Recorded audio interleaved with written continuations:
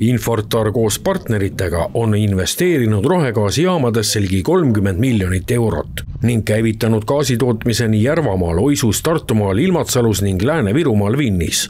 Et praegusel momendil me koos partneritega toodame ligikaudu 140 gigavatt-tundi energiat aastas ja kui see valmis saab, siis tuleb täiendavalt 40-50 gigavatti juurde, mis tähendab juba Eesti kogu gaasi tarbimisest 5-6%. Et see on nagu varustuskindlus suhtes ka tulevikus meile väga kasulik.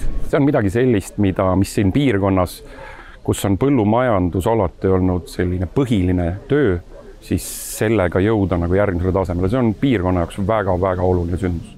Rohegaasi suurimateks klientideks on täna Tartu, Rakvere ja Pärnu ühistranspordiettevõtted. Meil just andsime Riigikogule üle jäätmereformi eelnõu ja mille põhieesmärk on see, et me kõik võimalikud jäätmed, mis Eestis tekivad, me koguks liigiti ja et nad saaks uuesti kasutusele võtta.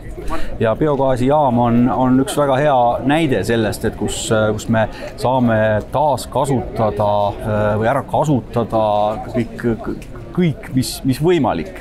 Nii et saagu neid selliseid biogaasijaamu Eestisse palju ja ma loodan, et kogu selle gaasi saab ka Eestis ära tarbida või ära kasutada.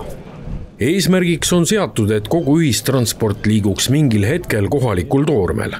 Ja sellisel toormel, mis on jääkprodukt.